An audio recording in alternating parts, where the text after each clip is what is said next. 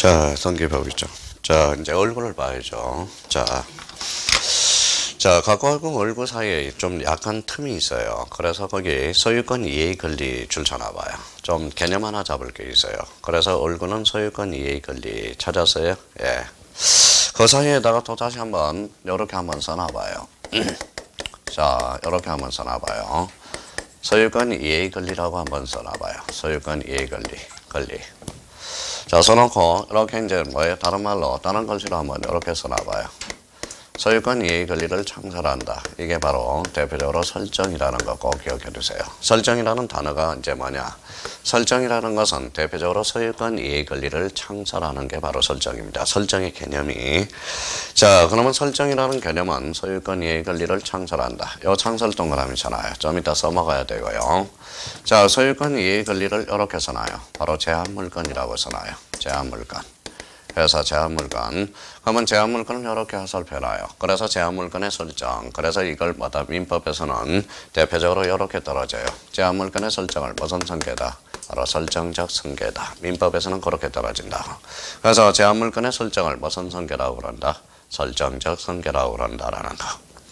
자, 그러면 나머지는 이제 요걸 가지고 이제 써먹어 보자고요. 자, 써먹어 보자고요. 자, 여기 봐봐요. 갑이 건물을 하나 가지고 있어요. 그래서 B한테 1억의 전세권을 설정해 줬다라는 거예요. 자, 이 전세권을 누가 설정해 줬죠? 갑이 설정해 줬죠. 그래서 갑은 을한테 설정을 해줬어요. 그래서 갑은 전세권 설정자가 되는 거야. 이 사람은 을은 전세권이라는 권리를 가지고 있어요. 그래서 이 사람은 전세권자가 된다는 거야. 그럼 을은 전세권자고 갑은 뭐가 된다? 전세권 설정자가 돼. 자, 집이 어디로 왔어요? 이쪽으로 왔죠. 그래서 이 사람은 직접 점유자가 되고 이 사람은 뭐예요? 간접 점유자가 됩니다. 이 사람은 세입자고 이 사람은 결론적으로 주인이죠. 이 사람은 약자의 강자예요. 약자. 이 사람은 강자가 돼. 약자는 힘을 줘야 돼, 안 줘야 돼? 줘야죠. 그래서 경매 청구권을 하나 던져줘요. 그래서 경매 청구권은 담보 물건의 성격을 가지고 있다라는 거야.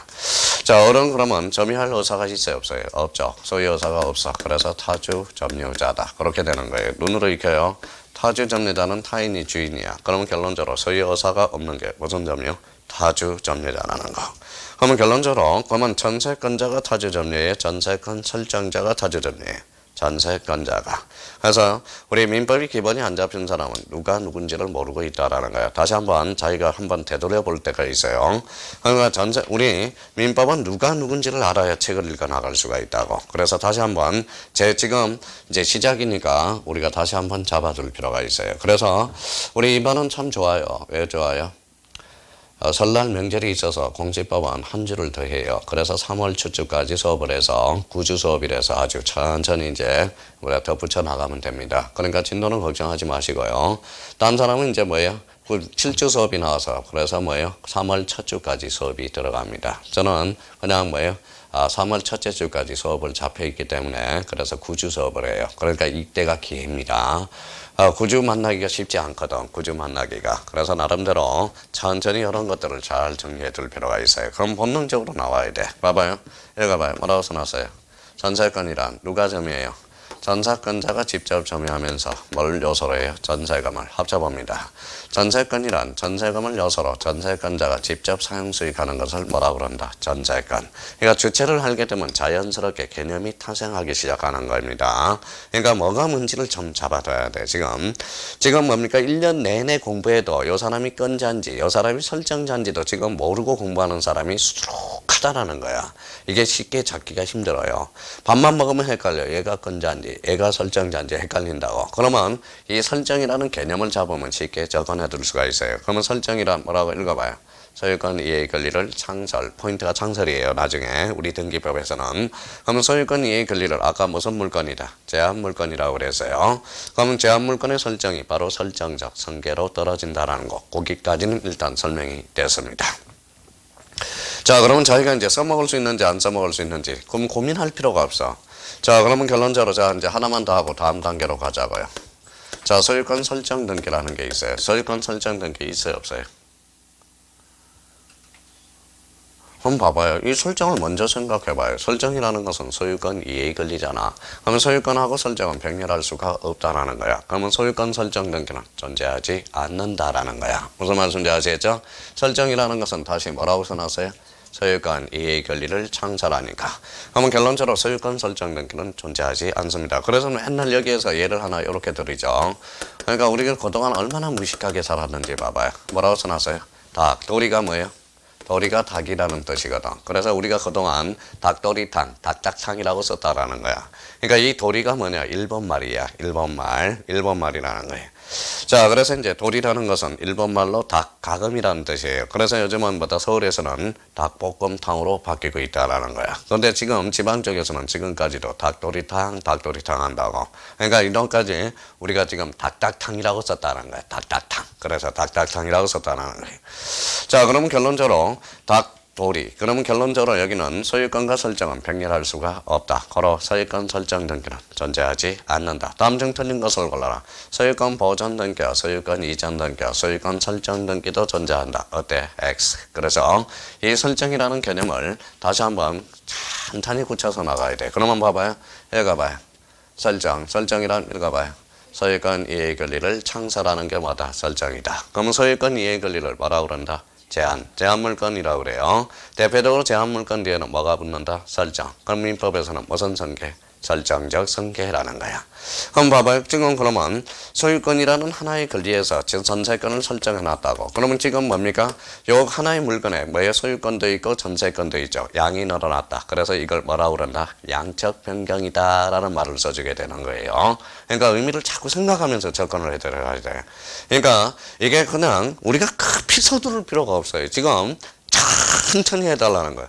저는 딴 과목은 폐강되더라도 저는 폐강 절대 안 해요. 그러니까 뭐예요? 한 사람이라도 할 테니까 끝까지 시험 보는 날까지 할 테니까 한 명이라도 할 테니까 걱정하지 마시고 끝까지 믿고 나가라고요. 무슨 말씀인지 아시겠죠? 이왕이 뭐 이렇게 베린몸 끝까지 한번 해보는 겁니다. 한 명이라도 합격을 시켜야 돼. 남아있는 거에서 걱정하지 마시고 왜 이렇게 맨날 걱정을 해요? 물어봐요. 물어볼 필요. 저라도 할게요. 무슨 말씀인지 아시겠죠? 제가 하면 딴 선생님도 따라오게 돼 있습니다. 저 무서운 사람이에요. 무슨 말씀인지 아시겠죠? 그래서 뭐 지금 공시법 24문제밖에 아니지만 그래도 저도 말 한마디면 파워가 강한 사람이에요. 이 계통에서 벌써 23년 잔뼈가 굵은 사람입니다. 그래서 끝까지 갈 테니까 걱정하지 마시고 나오기만 하라고. 무슨 말씀인지 아시겠죠? 오늘 나와준 것만 해도 보니까 너무 눈물이 날 것 같아요. 오늘은 몇 분 안 나올 줄 알았어요. 그래도 나올 사람은 다 나와서 너무 반가운 거예요. 그래서 다 뭐예요? 좋아하는 형님들 나오고 그럼 좋아하는 동생들 나오고 나올 사람은 다 나오니까 너무 반가운 거예요. 그래서 한번 끝까지 오늘 또 남아있는 시간 최선을 다해보자고요. 자, 그러면 이제 얼굴은 무슨 번호예요? 거기 가봐요. 얼굴은 무슨 번호? 순위 번호. 갖고도 아까 무슨 번호? 순위 번호예요. 그러면 거기 얼굴 위에다 또 얼굴을 한번 써봐요. 그러면 얼굴하고 얼굴은 같은 거예요? 다른 거예요? 같은 거. 무슨 번호에 따라서 결정돼? 순위 번호. 그러니까 같은 거는 순위 번호야. 그러면 요 옆에다 참고용으로 한번 써봐요. 자, 참고용으로. 자, 갖고하고 얼굴하고 다툼이 있다. 그러면 같은 거예요? 다른 거예요? 다른 거. 요거는 접수장에 기재된 순서대로. 그래서 접수 번호에 따라서 결정이 됩니다. 그러면 같은 거 순위 번호, 다른 거 무슨 번호다? 접수 번호. 만약에 갖고하고 얼굴끼리 싸움이 벌어지면 다른 거라서 무슨 번호에 따라서 결정된다? 접수 번호. 그래서 책을 읽다 보면 같은 거 순위 번호, 다른 거 뭐다? 접수 번호. 그렇게 이제 의미가 떠져지는 거. 자, 그러면 순위 번호 1번 주등기네요.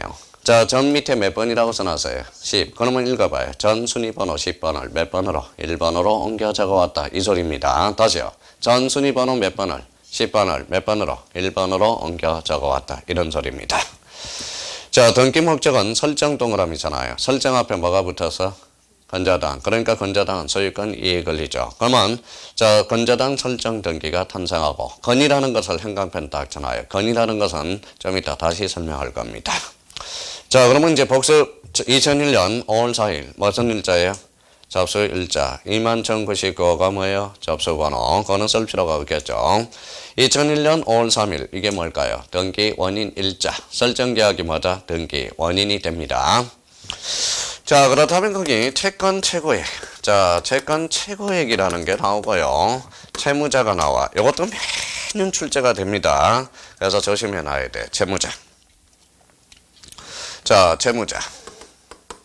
자, 그러면 요 앞에다가 이렇게 묶어봐요. 묶어서 이렇게 필이라고 써놔요. 필. 그래서 필 이렇게 써놔요. 자, 여기에 대해서 이제 부연 설명을 우측에다 좀 해놔요. 우측에다가. 자, 기록사항입니다. 기록사항은 별표 3개 해놔요. 기록사항은 늘 또 출제가 돼요. 작년에도 2.5점짜리가 출제되고. 자, 기록사항은 두 가지가 있어요. 필요적 기록사항과 필요적 기록사항과 임의적 기록사항이 있어요. 임의적 기록사항. 근데 이제 우리 형님들이 등기법에서 이제 장난을 치는 게 이거예요. 자, 읽어봐요. 뭐라고 써놨죠? 필요적. 필요적은 뭐예요? 기록하여야 한다. 임의적은 기록할 수 있다라는 말로 표현이 돼요. 작년에 전세금과 관련돼서 이게 2.5점짜리가 탄생한 거거든. 다시요. 필요적은 뭐다? 기록할 수 있다가 아니라 하여야 한다. 임의적은 기록할 수 있다. 그러면 여기에다 점 찍고 돈이라고 써놔요. 돈. 자, 그러면 돈은 뭡니까? 돈은 돌고 도는 게 돈이죠.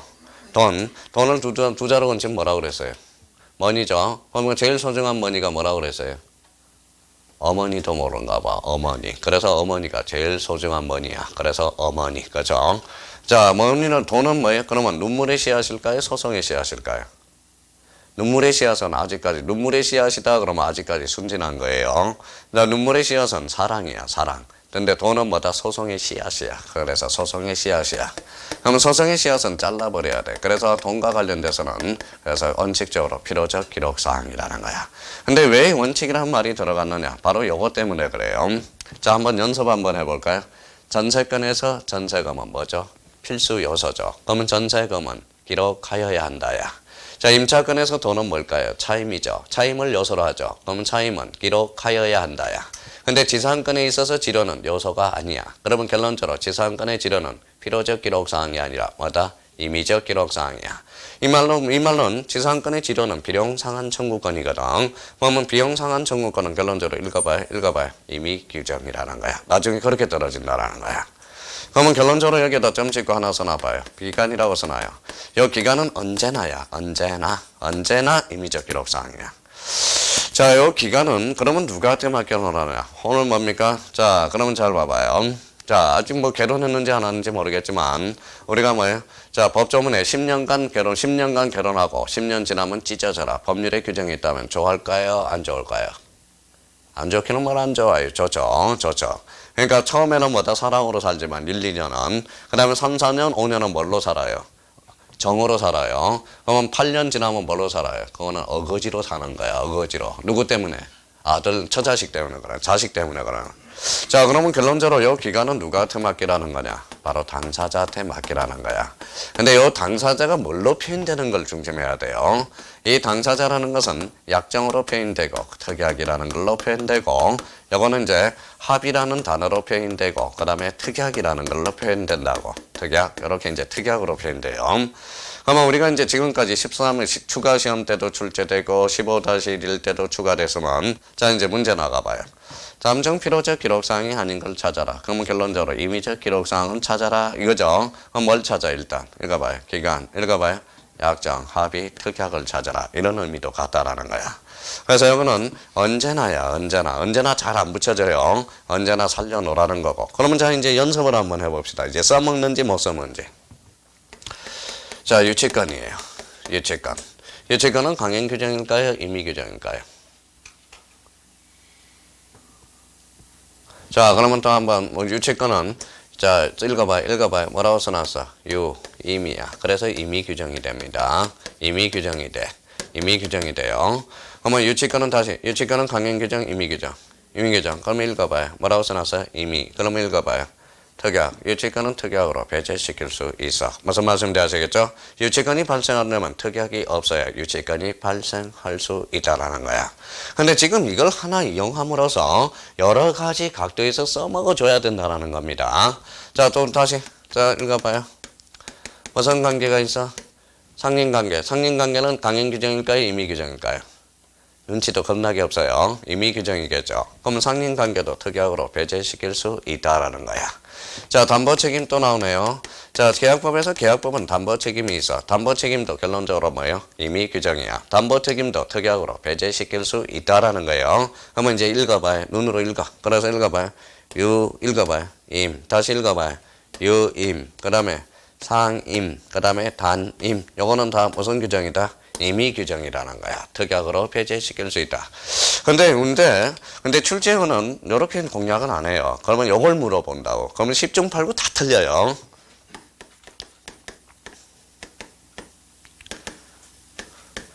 뭐라고 써놨죠? 물권적 청구권. 강행 규정일까요? 임의 규정일까요? 틀렸습니다. 임의 규정이. 그래서 지금 물권적 청구권은 임의 규정이지 강행 규정이 아니에요. 딱 보면 강행 규정처럼 느껴지거든. 그러니까 출제원이 이걸 공략한다고. 그래서 물권적 청구권도 당사자의 특약으로 배제시킬 수 있다라는 거. 그래서 조심해놔야 돼요.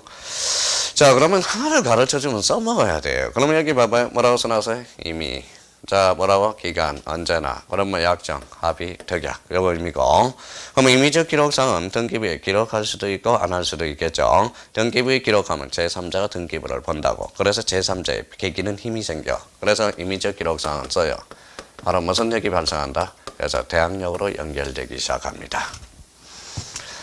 자, 그래서 기록사항과 관련돼서는 매년 하나 또 출제가 되니까 한번 기억해 두시고요. 자, 그러면 다시 한번 봅시다. 필요적 기록은 돈, 원칙입니다. 예가 하나가 있어서 그래요. 지상권과 지역권의 지료는 임의적이거든. 근데 의미적, 읽어봐요. 기간, 읽어봐요. 언제나, 읽어봐요. 약정, 협의, 특약은 무슨 사항이다? 임의사항이다. 그럼 임의라는 것은 특약으로 빠져버려요. 민법에서는. 그러면 읽어봐요. 유치권, 상린관계, 담보책임. 읽어봐요. 유임, 상임, 단임. 물권적 청구권은 강행규정, 임의규정. 임의규정 조심해서 해야 돼요. 자, 그렇다면 여기에서도 기록사항과 관련돼서 우리가 이제 출제가 되고요. 그러면 여기 봐봐요. 여기 뭐라고 써놨어? 필. 그러면 여기 봐봐요. 자, 채권 채권과 채무자는 건저당 설정 등기에서 뭐가 된다? 필요적 기록사항이에요. 그럼 채권 채권을 한자로 건지면 뭐다? 돈이야. 돈이라는 거예요. 자, 그렇다면 여기 한번 동그라미 한번 잡아요. 여기 최고에다 동그라미 잡아요. 자, 최고를 봐봐. 최고를 툭 쳐 올려봐요. 뭐가 튀어나올까요? 최고를 툭 치면 뭐라고 써놨죠? 이자. 그래서 건저당 설정 등기에서 채권 제국에 이자를 포함하고 있다고. 그러면 건저당 설정 등기에서 이자는 표시해야 된다. 어때? X야. 그러면 이 채권 제국은 통상 몇 프로를 설정되느냐? 120%로 설정된다. 몇 프로? 120%. 아니면 110%로 설정되는 것도 있고요. 그러니까 우리가 110%에서 150%까지 설정이 돼요. 선생님, 저희 집은요 150%로 돼 있던데요. 그럼 그거는 사채야. 무슨 말씀인지 아시겠죠? 사채라는 거 자랑할 필요가 없어요. 와가지고 선생님, 우리 집은요 150%예요. 그러면 뭐예요? 그거는 사채라는 거예요. 사채라는 겁니다. 그래서 그런 의미를 잡아놓고 통상 제1금융권에서는 뭐예요? 110%에서 120% 잡혀 있는 거야. 그러면 만약에 요거는 그러면 120%라면 원금은 얼마일까요? 6천만 원이겠죠. 6천만 원. 거의 20%가 바로 이자라는 거야. 무슨 말씀인지 아시겠죠? 자, 그러면 요거 한번 또 읽고 갑시다. 요거 읽어볼래요? 이자라고 좀 그러지 마. 이자는 법정과실이어서 법정과실. 그러니까 이자 그러면 끝나는 거예요. 지금 법정과실이라는 거예요. 법정과실. 자, 그렇다면 이제 일단 거기까지는 이제 설명이 됐어요. 채무자 건보란에 서울특별시 은평구 응암동 107-18 건자당 건자 중소기업은행 줄 쳐다봐요.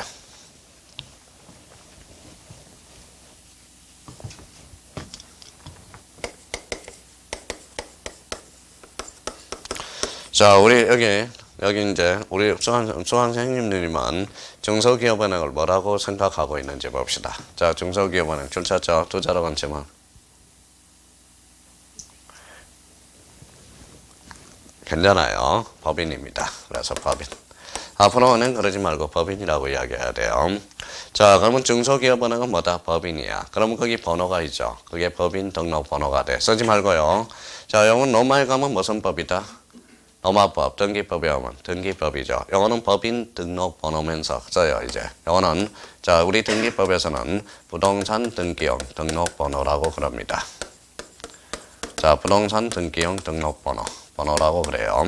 그래서 요걸 이제 가로를 쳐요. 없다고 생각하고 빼버리고. 그러면 이제 간단하게 써봐요. 뭐라고 그랬죠? 부동산 등록번호야. 부동산 등록번호는 법인 등록번호가 된다는 겁니다. 세무서에서는 뭘 받아요? 사업자 등록번호입니다. 우리 등기법에서는 뭐예요? 부동산 등록번호라는 거야. 이게 무슨 번호다? 법인 등록번호야. 자, 그렇다면 이제 나름대로 그러면 여기 봐봐 이제 중소기업은행을 투자라고 하면 뭐예요? 법인. 그러면 우리 한번 잡아봅시다 이제. 자, 그 다음 단계는 한번 리갈 마인드 형성하고 갑시다. 뭐라고 써놨어? 서울특별시 투자라고 했지만. 또 서울 그러면 안 돼요. 법인입니다. 서울특별시는 저 자체로 법인으로서 등기가 될 수 있다라는 거야. 그러면 서울특별시를 세자로 얹어봐요. 서울시 이러면 안 돼요. 공법인입니다. 그게 리갈 마인드야. 그래서 서울특별시 자체로 등기가 될 수 있다라는 거야. 의미상으로. 그러니까 서울특별시 그럼 두자로 건치면 서울 이러면 끝난 거예요. 서울특별시를 세자로 건쳐봐라. 서울시 이러면 끝나는 거예요. 서울특별시는 무슨 인이다? 공법인이라고 그래. 공법인. 그럼 법인에는 사법인도 있고 공법인도 있다라는 거예요. 그럼 한 번 더 해봅니다. 이번에 틀리면 안 돼요.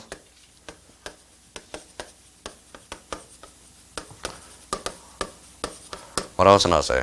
농협협동조합 두자로 건치면 그렇죠. 농협 이러면 안 돼. 그래서 농협협동조합은 법인으로서 요 자체로 등기가 될 수 있다라는 거 조심해 놓고요. 이제 리갈 마인드가 형성이 됐어요.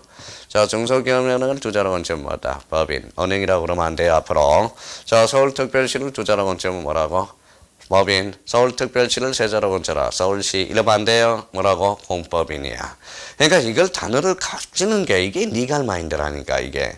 지금 여기 앉아있는 사람은 다 알고 있어요. 알고 있는데 그걸 리갈 마인드를 형성하면서 이걸 어떻게 끌어나갈 건가라는 걸 생각해야 돼. 그러면 그 단어를 지금 일반인들이 사용하는 단어들을 지금 법정용어로 바꿔주는 거예요. 이게 바로 리갈 마인드야. 그걸 써주면서 법에다 자꾸 접목을 시켜줘야 된다는 거예요. 그럼 다시 이제 한번 마지막으로 농협협동조합을 투자로 건치면 앞으로 법인이에요. 그래서 농협 이름은 앞으로 작살이에요. 작살이에요. 자, 그렇다면 이제 여기까지 우리가 바꿔요. 자, 그렇다면 이제 여기 한번 봐봐요.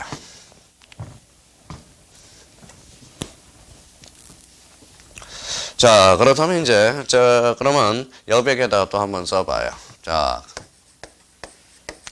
건이라는 단어가 있고요. 건. 그 다음에 이제 건. 자, 준이라는 단어를 잡아내야 되고요. 그 다음에 이제 전이라는 의미와 복이라는 단어를 잡아야 돼. 복. 그래서, 그 다음에 추정이라는 단어를 한번 잡아봐야 돼. 추정이 뭐고. 자, 이런 걸 잘 잡아놔야 나중에 문제를 풀 때 아주 요긴하게 푼다고 찍는 감이 생겨요. 자, 여기 뭐라고 써놨어? 건. 요 건자가 무슨 건자일까요? 뿌리 건자야. 그러면 뿌리 건자는 계속적으로 잘 안 자라요. 자라죠. 그래서 요 건이라는 것은 계속적 의미를 나타내. 그래서 계속적 의미. 자, 그러면 우리 건저당을 저당권을 계속하면 그래서 건저당이 되는 거야. 건저당이라는 것은 뺐다 썼다 계속하는 게 무슨 저당이다? 건저당이야. 그럼 질권을 계속 뺐다 쳤다 이러면 뭐예요? 건질권이 되는 거야. 건질이 되는 거예요. 담보가등기를 계속하게 되면 뭐가 된다? 건담보가등기가 된다라는 거. 자, 그래서 이제 계속적 의미를 나타내고 있고요. 읽어봐요. 준이라는 것은 이미 한번 말씀드린 것 같아요. 마침, 같은. 그 다음에 이제 가름이라는 뜻이야. 가름이라는 것은 대표적으로 의제라는 뜻이고, 의제라는 것은 간주를 나타내고요. 준이라는 것은 적을 나타내. 건국적으로 노라는 의미를 나타냅니다. 우리 법학에서는 노라고 노라는 거예요. 준이라는 것은. 자, 그래서 이제 우리가 그래서 간단하게 이런 것들을 외울 필요가 없다는 거예요. 준이라는 개념을 하나 잡아나가면서, 자, 준 법률행위다. 이러면 X가 돼요. 봐봐요. 뭐라고 써놨어요? 읽어봐요. 법률행위가 아닌 것이 법률행위라고 그랬으니까. 무슨 말씀인지 아시겠죠? 그러니까 준법률행위는 법률행위다. X. 그럴 필요가 없어. 준이라는 것은 노기 때문에. 그러면 준을 한자로 원치면 뭘까요? 적이라고 그랬잖아. 적. 그렇죠? 읽어봐요. 뭐라고 써놨어요? 적. 그래서 읽어봐요. 준 법률 행위는 읽어봐요. 법률적 행위다. 그러면 맞는 문장이 됩니다. 조심해놔야 돼, 이런 것들은. 그러니까 이런 걸 한 것이 의미를 파악하면서 우리가 끌어나갈 수가 있다라는 거야. 자, 여기 봐봐요. 자, 뭐라고 써놨어요? 준점이네. 그죠? 점유해 안 해? 안 하죠. 그럼 준점이 대표적인 예를 하나 써놔요. 인장 플러스 통장이라고 써놔요. 인장 플러스 통장이 바로 뭐예요? 인장과 통장을 가지고 있으면 이 통장 안에 얼마가 있어요? 얼마 있어요? 없어요?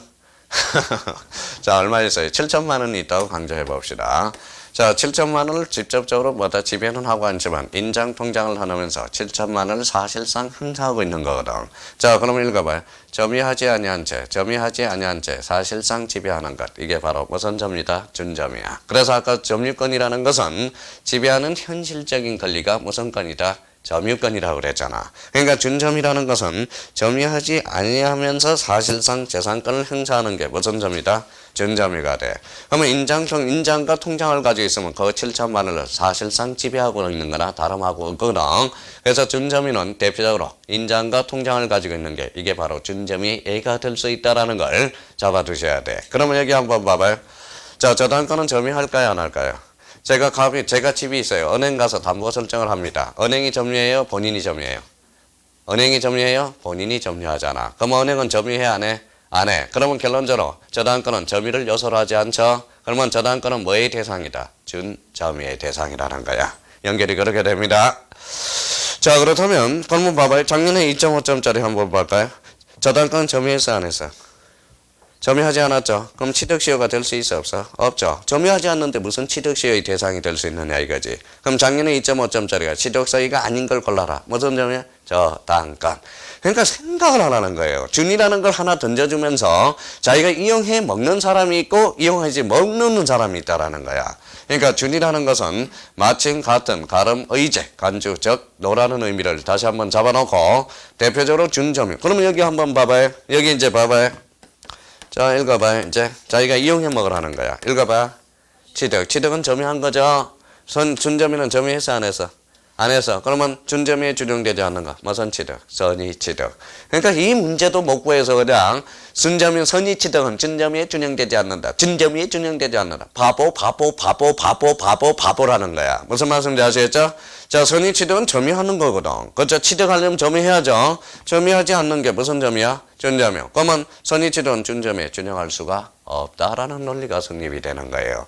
그러니까 어떤 사람은 요 준이라는 걸 하나 의미를 갖다 주면 자기가 막 자유자재로 써먹는 사람이 있어. 그러니까 준이라는 의미를 다시 한번 파악해 볼 필요가 있어요. 그래서 우리 학교론에서는 준부동산은 부동산이야 아니야? 부동산이 아닌 걸 뭐다? 부동산을 가름해 주는 거죠. 그래서 대표적으로 뭐가 있어? 선박이 있잖아. 선박은 무슨 부동산이다? 준부동산이다. 그래서 의제부동산, 가름부동산, 간주부동산이라고 이야기를 하게 되는 거예요. 자, 우리 공인중개사는 무슨 고시라고 그래요 요즘? 중고시라고 그러죠. 고시는 고시예요 아니에요? 고시는 아니지만 상당히 어려우니까 중고시, 고시에 가름해 준다라는 거야. 그래서 준이라는 것은 뭐다? 너라는 걸 기억해 둘 필요가 있어요. 자, 이번에는 여기입니다. 자, 전하고 복은 다음으로 넘긴다라는 걸 의미를 잡아야 돼. 다음으로 넘긴다라는 거야. 자, 전세권을 다음으로 넘긴다. 전세가 돼. 대리를 다음으로 넘기면 뭐가 돼? 복대리가 돼. 그래서 자, 임대차를 다음으로 넘기면 전대차가 되는 거야. 전대가 되는 거야. 그래서 전과 복은 뭘로 넘긴다? 다음으로 넘긴다. 자, 추정이라는 것은 반대 당사자가 입증해요. 반대 당사자가 입증하면 깨지는 규정이 바로 추정 규정이야. 추정 규정이에요. 그래서 읽어봐요. 뭐라고 써놨어요? 입증. 그래서 써요. 자, 입증 책임이야. 자, 입증 책임과 관련돼서 우리 지금 1차 하신 분들의 공통점은 지금 민법 총칙이 지금 딜레마에 빠지고 있어요. 딜레마에 빠지고 있는 이유가 민법 총칙에서 읽다 보면 누가 입증하는지가 지금 제일 골치 아픈 거야.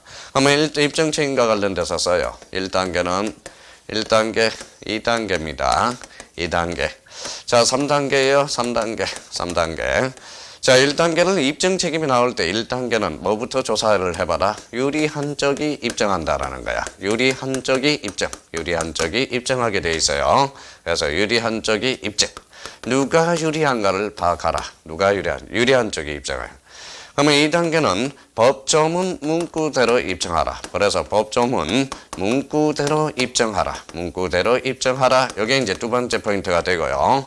자, 3단계는 이게 공시법에서 자주 출제돼요. 추정받으면 무효를 주장하는 반대 당사자가 입증하게 된다. 그래서 반대 당사자 입증 이렇게 나오는 거예요. 자, 그래서 오늘 배운 것 중에 제일 하이라이트, 특히 1차 하실 분들은 이게 바로 입증 책임과 관련돼서 하이라이트니까 여기에 대해서 우리 2차 과목은 여기 3단계가 중요하고요. 1차 민법을 준비한 사람은 1단계, 2단계 전부 다 중요합니다. 그래서 요 입증 책임, 자, 입증 책임에 나오면 요 순서대로 자기가 풀어헤쳐 나가야 돼요. 그러면 이제 자기가 대표적인 예를 두 가지를 예를 들어봐요. 여기 한번 읽어봐요. 누가 결정한다? 유리한 적. 그러면 여기 한번 읽어볼래요? 자, 내중착, 중무선이라는 게 나와요. 중무선. 자, 읽어봐요. 내용의 중요 부분의 착오, 백구제로를 간단하게 표현한 게 읽어봐요. 내중착, 중무선이라는 거야. 내용의 중요 부분에 착오가 있으면 표의자가 취소할 수 있어 없어? 있죠. 표의자가 유리하니까 이거는 표의자가 입증하게 되네요. 유리한 쪽이 입증하니까. 자, 중대한 가실이 있으면 표의자는 취소할 수 있어 없어? 없어. 그럼 중대한 가실의 입증은 누가 유리해? 상대방이 유리하네. 그래서 중무선에 대해서는 누가 입증한다? 상대방이 입증하게 돼. 그래서 유리한 쪽이 입증한다는 걸 생각해 둘 필요가 있어요. 3단계로 갈까요? 자, 기한의 이익은 누구로? 기한의 이익은 누구의 이익으로 추정해? 채무자의 이익으로 추정해. 그러면 채무자의 반대 당사자는 누구예요? 채권자. 그렇죠. 채권자가 입증하게 되어 있다는 거예요. 자, 104조로 갈까요? 자, 궁박 경솔 무금이 있다 해서 현저한 불균형이 추정받지 않는다라는 게 판례의 태도야. 그럼 추정받지 않으니까 본인 스스로 마다 입증을 해줘야 된다는 결론이 생기게 됩니다. 그래서 이거 기억해 둘 필요가 있어요. 이거 기억해 두고 앞으로 건이라는 의미와 준이라는 의미, 정과 보고 이런 의미를 알므로써 문제를 찍어나가는 기초지식을 따지면서 문제를 풀어나갈 수 있는 파워풀한 힘이 발생하게 되는 겁니다. 그래서 꼭 기억해 둘 필요가 있어요. 자, 그러면 이렇게 한번 찍어봤어요. 건은 배석적 의미, 건주는 마침 같은 가름의 제적 노입니다. 정과 보고는 다음으로 넘긴다. 추정받으면 반대 당사자가 입증한다. 그러면 입증 책임은 1단계 뭐예요? 유리한 쪽에 입증하며 2단계는 삽점은대로 입증하고 3단계는 추정받으면 누가 입증해? 반대 당사자 입증 책임에 전환 문제를 발생시킨다라는 거예요. 그래서 그러면 오늘 가셔서 만약에 법을 읽다 보면 입증 단어가 나오면 요거 1단계, 2단계, 3단계를 생각하면서 자기가 해결해 나가야 돼요. 제가 아무리 이야기해도 잘 안 돼요. 자기가 생각하면서 자꾸 생각을 하면서 대비를 시켜봐야 됩니다. 자, 여기 이제 한번 봐봐요.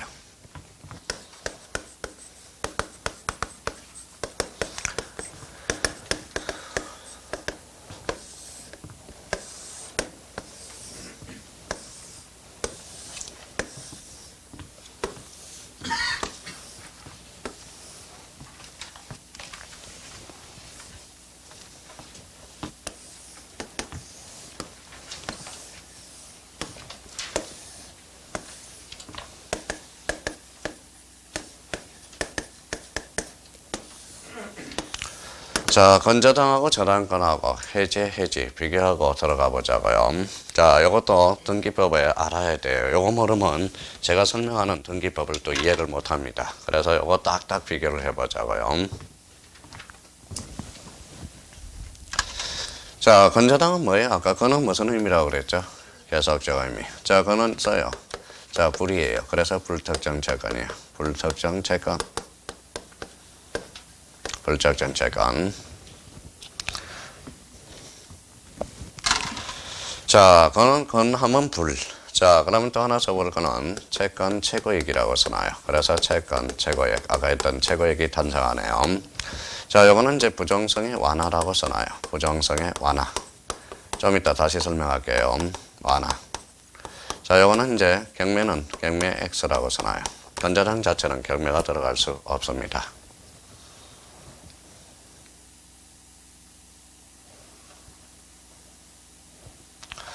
자, 항상 이렇게 연결을 줘요. 읽어봐요.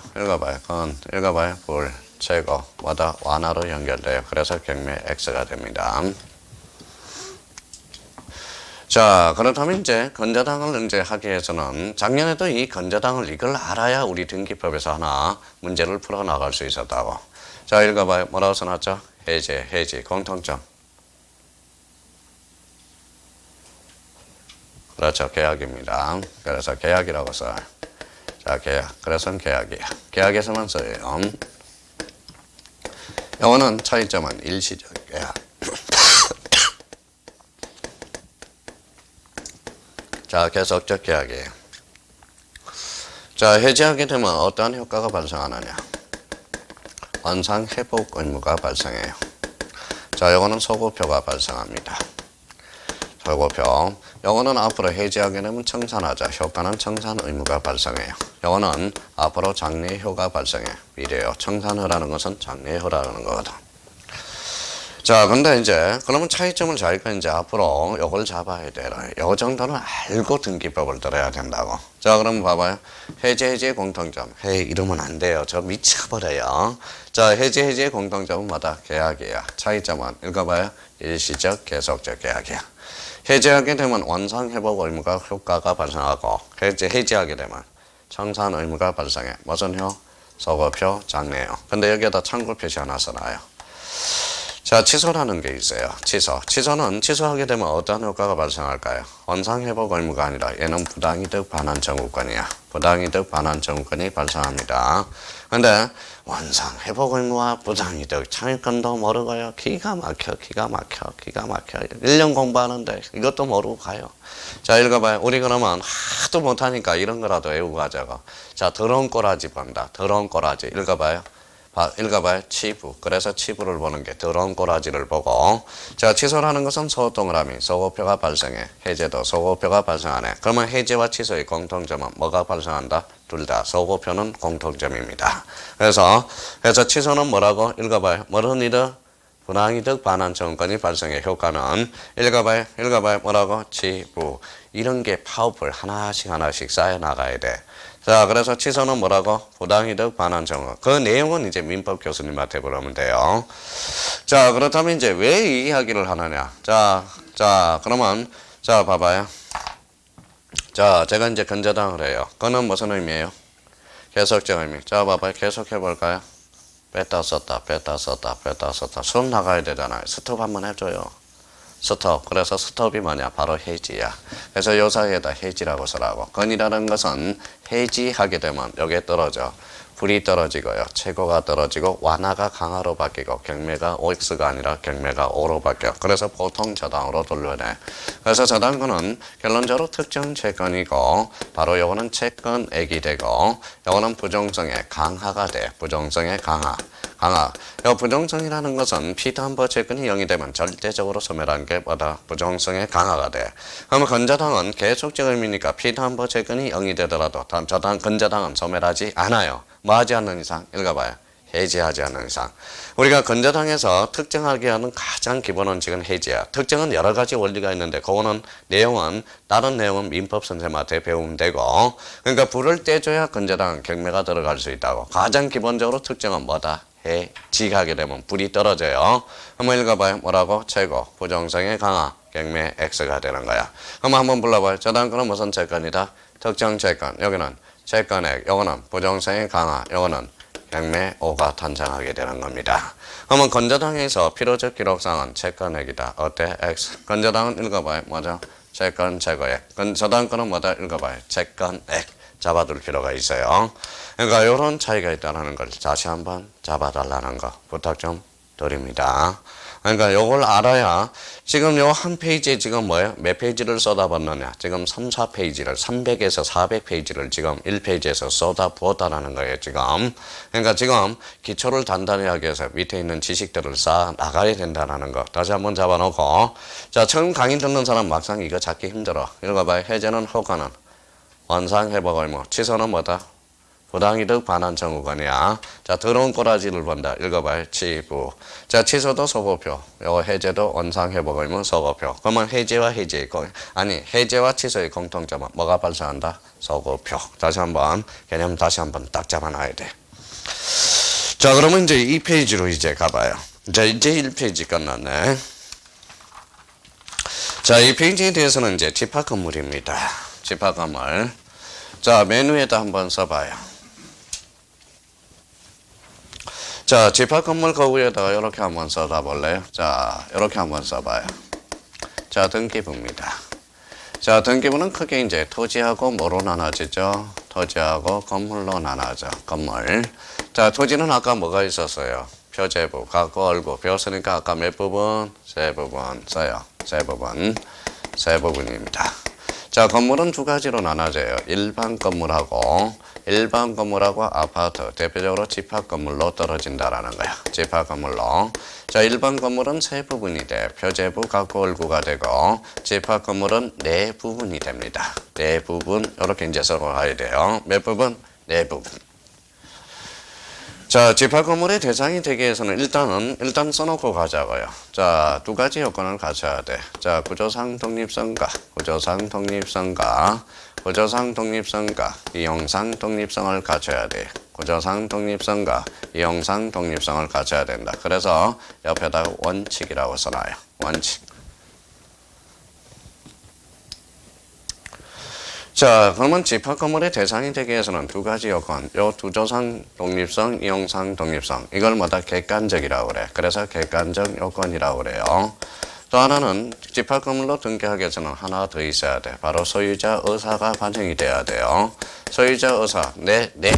그러니까 이거는 바로 주관적 요건이 된다라는 거. 주관적 요건. 그래서 21회 때 우리 집합 건물에서 가장 간단한 문제가 하나 출제됐네요. 자, 그러면 이제 한번 읽어보고 가자고요. 읽어볼래요? 뭐라고 써놨어요? 구조상 독립성, 이용상 독립성. 자, 구조상, 이용상 독립성을 갖추면 집합 건물로 등기하여야 한다. 어때? X. 누구 마음도 결정돼? 소유자 의사도 반영이 돼야 된다는 거. 그게 21회 때 아주 중요한 의미로 보내서 아마 우리 민사특별법에서 안 교수님한테 이렇게 배울 거예요. 집합 건물의 대상은 객관적 요건, 구조상 독립성과 이용상 독립성, 따라서 주관적 요건은 누가 반영이 돼야 돼? 소유자 의사가 반영이 돼야 된다. 자, 그러면 여기, 그러면 선생님, 그러면 이제 느껴요. 마음적으로 느끼라고. 자, 여기는 무슨 건물이에요? 일반 건물이잖아. 그러면 표제부 하나 있고 갖고 얼고 있었죠. 그럼 몇 부분이야? 세 부분이죠. 느끼고 들어가자고 이제. 자, 그러면 여기 봐봐요. 자, 읽어봐요. 요거 읽어봐요. 뭐예요? 구조상 독립성. 자, 그러면 이렇게 이용상 독립성을 갖춰야 집합 건물로 등기할 수 있어요. 제가 건물을 하나 졌어요. 요 요건을 갖췄다 해서 무조건 집합 건물로 등기하는 것은 아니다. 하고 안 하고는 누구 마음? 내 마음이라는 거야. 내 마음. 그렇죠? 그러면 이해가 됐나 한번 봅시다. 자, 이해가 안 됐으면 이용을 해먹을 수 있는지 한번 봅시다. 읽어봐요. 뭐라고 써놨어요? 다가구. 읽어봐요. 다세대. 다가구는 집합 건물이 아니에요. 아니죠. 자, 주인이 한 사람이 있고 세입자가 여러 사람이 있는 거고. 자, 읽어봐요. 다세대. 이 요건을 갖췄네. 그러면 다세대는 집합 건물이 아니라, 다가구는 집합 건물이 아니라, 뭐가 집합 건물이다? 다세대가 집합 건물이라는 거야. 자, 그렇다면 이제 자 느껴요. 아직 이제 마음으로 느껴봐요. 자, 여기 뭐요? 이거 읽어봐요. 이거 읽어봐요. 한동이잖아, 한동. 그래서 한동 전체 표제부라는 게 하나가 더 있어요. 자, 이거 한번 읽어봐요. 여기 뭐라 그래? 전유 부분. 그래서 표제부가 두 부분이 있다라는 거야. 읽어봐요. 한동 전체 표제부와 읽어봐요. 전유 부분의 표제부. 그래서 갖고 얼고 몇 부분? 네 부분이 된다라는 거야. 그래서 아파트는 몇 부분이다? 네 부분이 된다라는 겁니다. 자, 그럼 또 느껴요. 또 하나 느낄 게 하나가 있어요. 자, 그럼 봐봐요. 자, 이제 느껴야 돼요. 자, 그러면 일단 요거부터 기본 포맷 잡고 갑시다. 읽어봐요. 한동 전체 표제부. 읽어봐요. 전유 부분의 표제부. 읽어봐요. 갖고, 얼고, 몇 부분? 네 부분이야. 또 하나 느낄 게 하나가 있어요. 자, 원래는 그러면 일반 건물은 여기 어디로 가요? 건물로 가겠죠. 요 밑에는 뭘로 가요? 토지. 그러면 똑같은 토지 등기부를 10개를 준다면 경제적이에요? 비경제적이에요? 비경제적이죠. 그래서 집합 건물은 자, 상단 부분과 하단 부분으로 나눠져요. 그럼 상단 부분은 요 한단 건물 표시, 건물의 내용이 들어가고 요 하단은 요 밑에 있는 땅의 내용이 들어가는 거야. 그래서 대지권의 땅의 내용이 들어가는 거야. 그럼 여기에서 이제 그러면 생각을 한번 해봐요. 자, 느껴야 돼요. 자, 여기 이제 삼성 아파트야. 삼성 아파트. 삼성. 여기는 두산 이부야. 몇 동인지 한번 세어볼래? 몇 동이에요? 여기는 몇 동이에요? 2동이죠. 그러면 여기 봐봐요. 지금 3동이 여기 무슨 아파트야?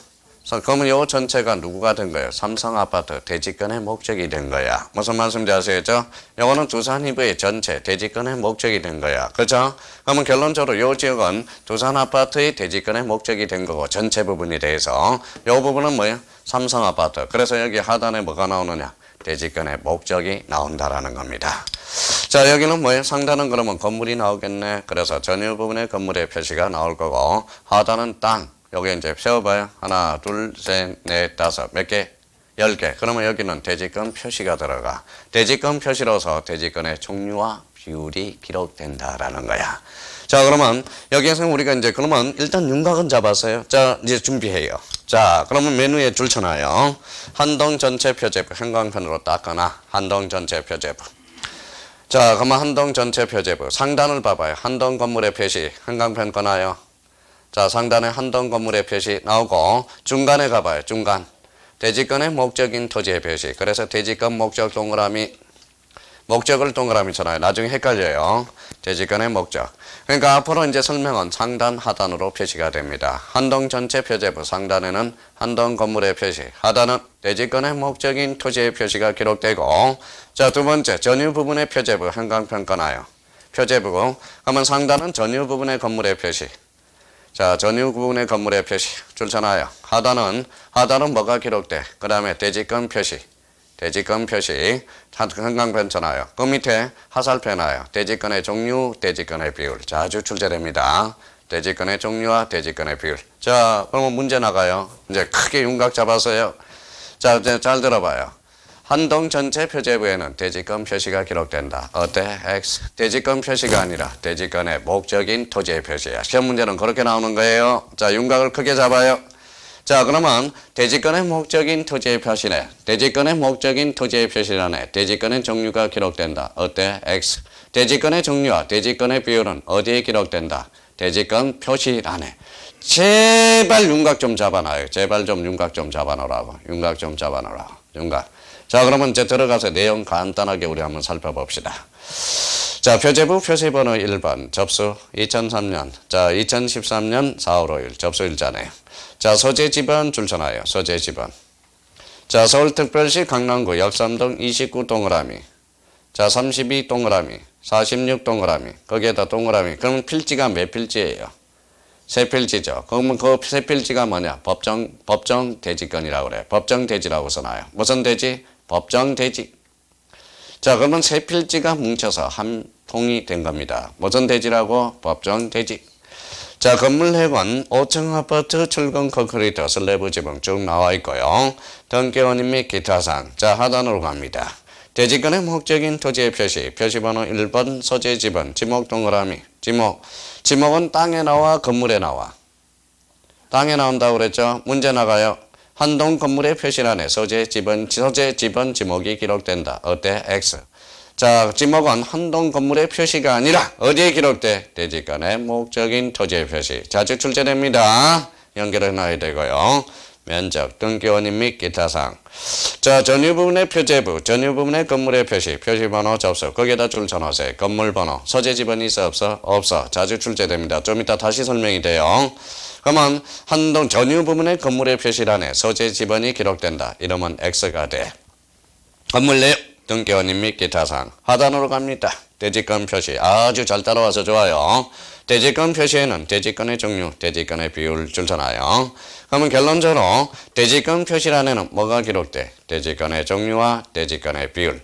요걸 정확하게 안 해놓으면 집합 건물은 전부 이것밖에 안 들려. 대지권밖에 안 들려요. 그러니까 잘 윤곽을 잘 살펴야 돼. 그러니까 요 전체가 뭐예요? 집합 건물은 매년 출제가 됩니다. 그리고 집합 건물은 25회 때는 요 집합 건물 등기부를 그냥 말로 표현해서 출제가 된 거예요. 말로. 그러니까 있는 그대로 설명하고 있는 게 재작년 문제입니다. 그래서 집합 건물은 2.5점짜리예요. 무조건 출제된다. 근데 각구 얼구가 있어요, 없어요? 없죠. 각구 얼구는 생략이 되어 있는 겁니다. 왜 생략이 되어 있을까요? 일반 등기부와 동일하기 때문에 그래. 그러면 자, 여기까지 한번 잡아요. 자, 그러면 저희가 이제 요건 달 보세요. 요거는 잡고 가야 돼. 읽어봐요. 상단. 한동 건물의 표시, 하단은 대지권의 목적인 토지의 표시. 자, 전유 부분의 표제부 상단, 전유 부분의 건물의 표시, 하단은 대지권 표시. 대지권 표시에는 뭐가 기록돼? 대지권의 종류와 대지권의 비율. 자, 그러면 이 대지권의 목적인 토지의 표시와 대지권 표시를 이렇게 묶어요. 묶어서 저 밖으로 끌어내요. 화살표나요. 자, 그거 설명하고 가야 돼요.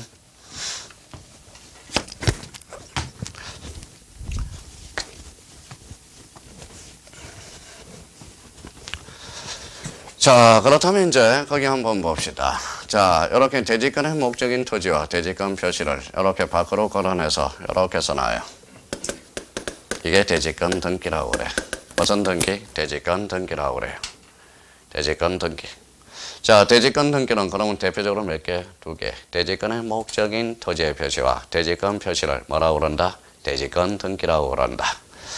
자, 그렇다면 이제 대지권 등기를 이제 찾아냈어요. 자, 그러면 저 위에다가 이렇게 한번 그림을 하나 그려놔봐요. 이렇게 5점짜리 하나 딱 그려놔요. 5점짜리. 그리고 이렇게 그려놔봐요. 그렸어요? 자, 그리고 그 옆에다 조그맣게 여자하고 남자하고 그려봐요. 여자. 자, 남자. 그려봐요. 자, 여자하고 남자하고 헤어지지 않으려면 무슨 신고해야죠? 혼인신고. 바로 혼인신고입니다. 혼인신고. 그래서 혼인신고. 자, 요 건물하고 토지하고 헤어지지 않으면 혼인신고를 해놔야 돼. 요렇게 여기서 출발해요. 점 찍어요. 점에서 출발해서 이렇게 묶어놓는 거. 이게 바로 대지권 등기야. 그래서 대지권 등기. 대지권 등기가 바로 이거예요. 대지권 등기는 요거는 이제 건물에서 출발한 거야. 그래서 대지권 등기는 건물 하단부에 기록되어 있죠. 그래서 읽어봐요. 대지권 등기는 뭐다? 읽어봐요. 건물에 출발하는 거야. 그래서 대지권 등기는 두 종류가 있었죠. 아까 쓸 필요 없어요. 대지권의 목적인 토지의 표시와 대지권 표시. 이게 무슨 등기다? 대지권 등기다. 이제 혼인신고했어요. 근데 여기 한번 써봐요. 아까 몇 필지였죠? 세 필지. 불러봐요. 29, 32, 46. 그러면 요거 이제 29, 32, 46을 묶어줘야 돼. 그래서 요렇게 묶어놓는 거야. 요렇게 출발합니다. 요렇게 묶어줘요. 요렇게 묶어놓으면 이 29, 32, 46은 절대 이제 건물하고 해질 수 없어. 이걸 뭐라고 그러냐? 써요.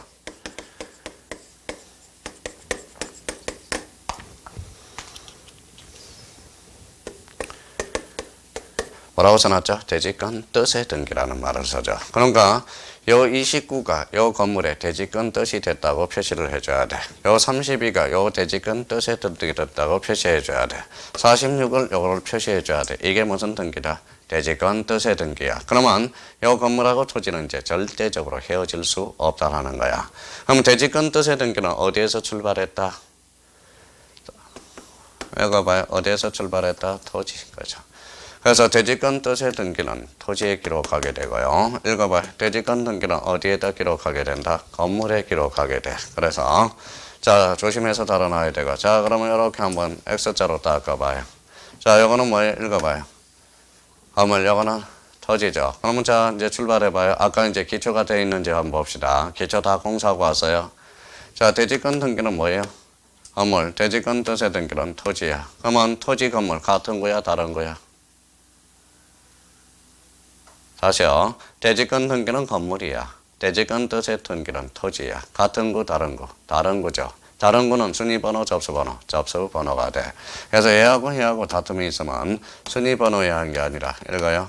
다른 거니까 접수번호에 따라준다라는 거예요. 그래서 접수번호라는 게 나중에 탄생하게 됩니다. 적어놔요. 그래서 강사들이 이것도 몰라서 뭐예요? 이것도 몰라서 대한민국 10사람 중에 9사람이 이것도 몰라서 뭐라고 외우는지 아세요? 대접이라고 해요. 대접. 무슨 대접이야? 그러니까 대지권만 나오면 접수번호다. 접수번호가 왜 접수번호인지 이유는 알고 대접이라고 그래야지. 그렇죠?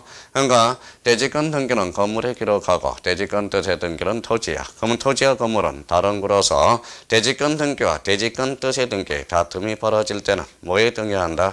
바로 접수번호에 따라준다라는 거. 그래서 요 의미를 잡아놓고 가야 돼요. 그래서 이것도 12회 때 접수번호를 순위번호로 고쳐서 2.5점짜리가 탄생했고요. 지문에 많이 등장하는 겁니다. 그래서 그러면 이제 저희가 여기 이제 공사는 요 정도로 해놓으면 돼요. 그러면 대지권 뜻의 등기, 대지권 등기 자꾸 구분을 해놔야 돼. 봐봐요. 자, 대지권 표시 그러면 어디에 나와 있어? 전유 부분의 표제부 하단 부분. 대지권의 종류 그러면 어디에 기록된 거야? 대지권 표시란에. 대지권 비율 하면 어디에 기록돼? 대지권 표시란에. 그러면 대지권의 목적인 토지의 표시가 하면 뭡니까? 한동 전체 표제부 상단에 이렇게 기억을 해놔야 돼요. 하단에 기억해놔야 되고. 그 다음에 봐봐요. 대지권의 목적인 토지의 표시와 대지권 뜻의 등기를 뭐라고 그런다? 대지권 등기라고 그런다는 거 합의해 놓고. 자, 그러면 여기 한번 봐봐요. 나중에 이제 써먹을 준비를 해야 돼. 자, 봐봐요.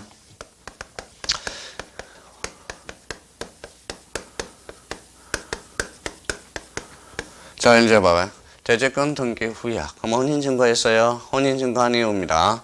그럼 건물의 소유권 이전 등기 돼야 안 돼요? 되죠? 여기 봐봐요. 뭐라고 써놨어? 대지권 등기 후에 건물만 소유권을 하게 되면 뭐다? 건물하고 토지하고 강제 이혼을 시켜버리는 거야. 그래서 건물만의 소유권은 돼? 안 돼? 안 돼. 소유권은 무슨 권능이 있어? 처분 권능이 있기 때문에. 아까 그래서 소유권은 사용, 수익, 처분이라는.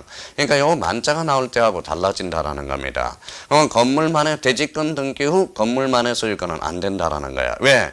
대지권 등기, 혼인신고안에 건물만의 소유권 이전 등기하고 건물하고 토지하고 강제 별거를 시켜버리는 겁니다. 그래서 안 돼요. 자, 그러면 응용할 수 있네. 그러면 건물만의 저당권 설정 등기는 돼? 안 돼? 안 돼. 저당권도 처분 권능이 있기 때문에.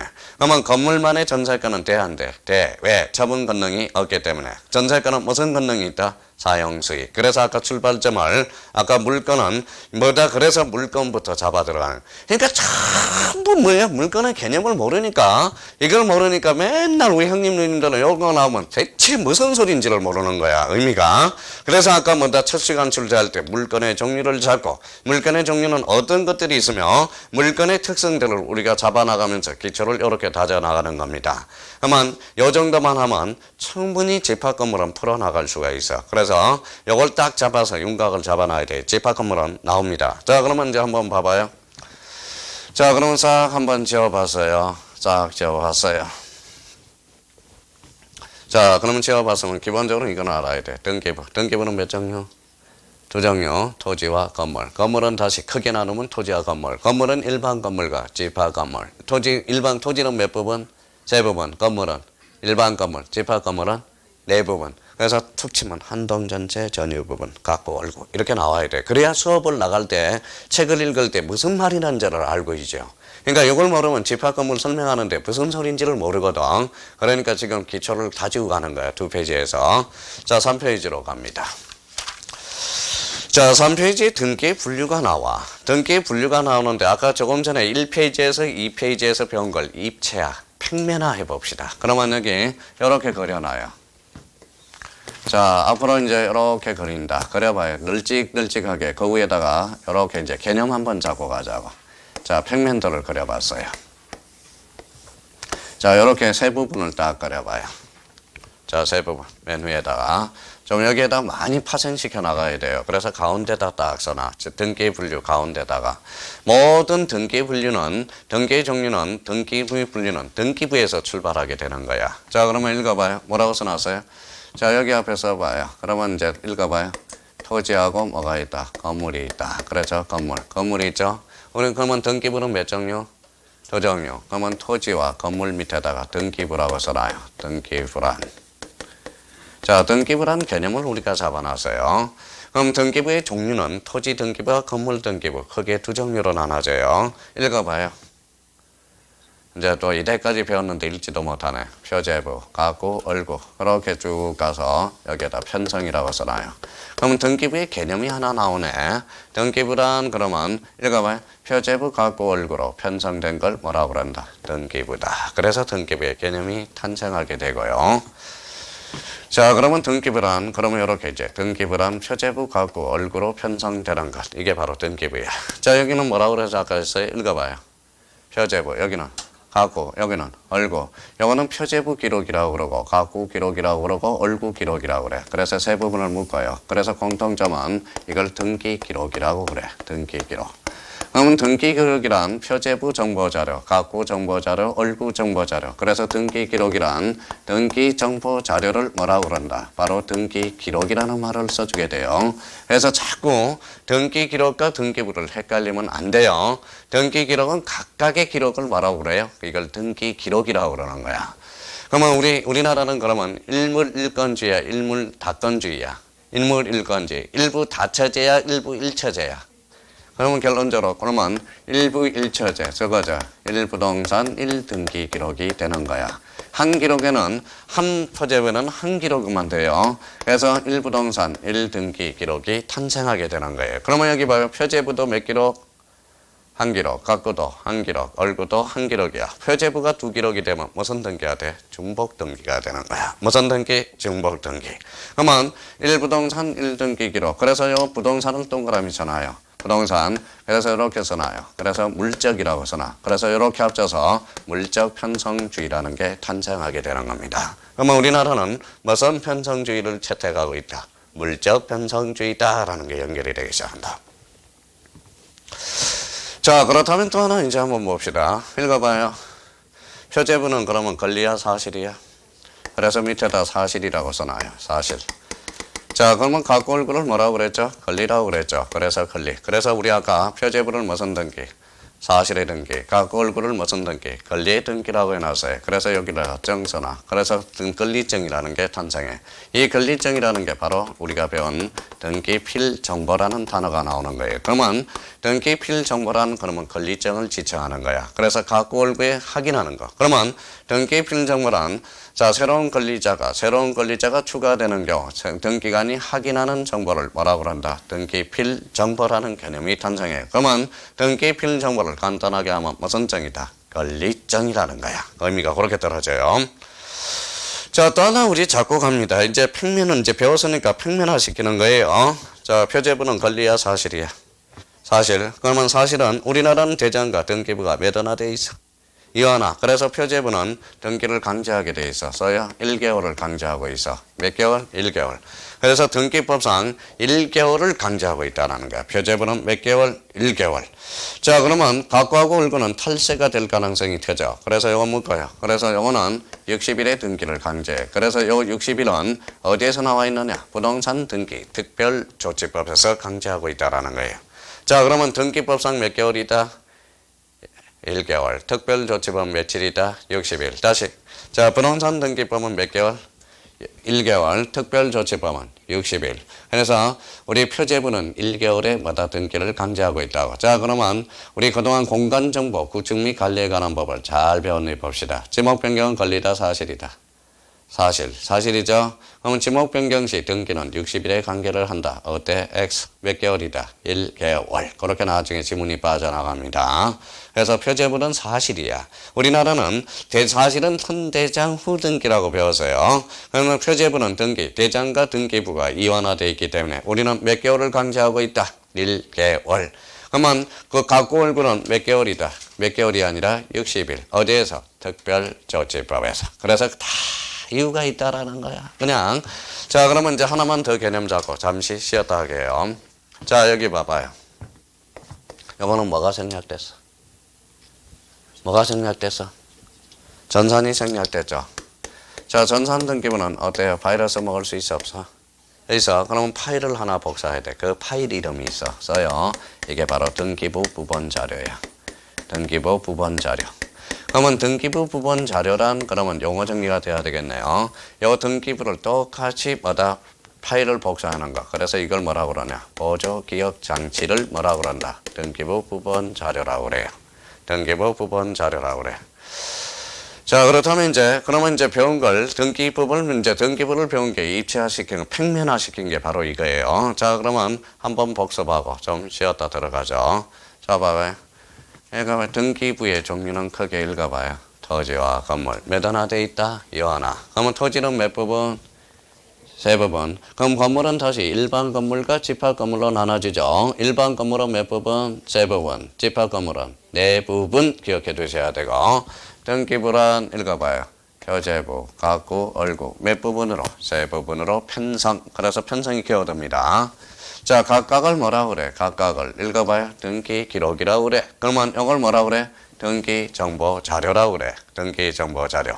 그러면 이걸 이제 합쳐봐요. 자, 그러면 등기 기록이란 읽어봐요. 한 필의 토지 또는 한 개의 건물을 건물에 대한 무슨 정보? 등기 정보 자료를 뭐라고 그런다? 등기 기록이다. 이런 개념이 탄생하게 되네요. 자, 그러면 등기 정보 자료는 1부동산은 몇 기록? 1기록. 그래서 요거 물건이야. 그래서 나중에 이제 책을 읽다 보면 물적 편성지를 채택하고 있다. 그럼 두 기록이 되면 중복 등기가 돼요. 요 표제부는 권리다, 사실이다. 사실. 그래서 등기법상 대장과 등기부를 일치시키기 위해서 몇 개월? 1개월. 각권구는 권리에 관해서 탈세와 탈법을 방지하기 위해서 60일의 등기를 강제하고 있다라는 거. 자, 요거는 무슨 등기? 사실, 요거는 권리. 여기에 대한 권리 입증이 바로 뭐다? 등기필 정보다. 그러면 전산 등기부는 바이러스 먹을 수 있어요, 없어요? 있죠. 그래서 등기부 부분 자료라는 개념이 하나 탄생하게 돼요. 그래서 보조 기억 장치를 뭐라고 그런다? 바로 등기부 부분 자료라고 그러는 거.